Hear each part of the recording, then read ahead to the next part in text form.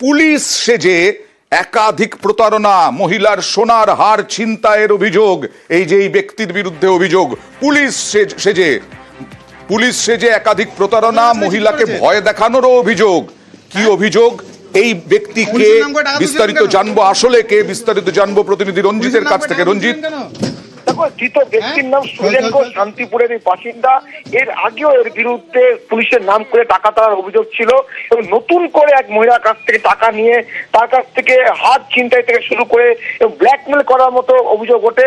ইতিমধ্যে শান্তিপুর থানায় লিখিত অভিযোগ দায়ের করেন ওই মহিলা। তদন্তে নেমে পুলিশ সুরেন ঘোষকে গ্রেপ্তার করে। এই সুরেন ঘোষ এর আগেও পুলিশের জালে ধরা পড়েছিল, কারণ তার পুলিশের নাম করে বিভিন্ন জায়গা থেকে সে টাকা তুলতো, এমনটাই অভিযোগ ছিল। নতুন করে মহিলার কাছ থেকে টাকা নিয়ে তাকে ব্ল্যাকমেল থেকে শুরু করে তাকে অপহরণ করার মতো একটা অভিযোগ উঠে আসছে।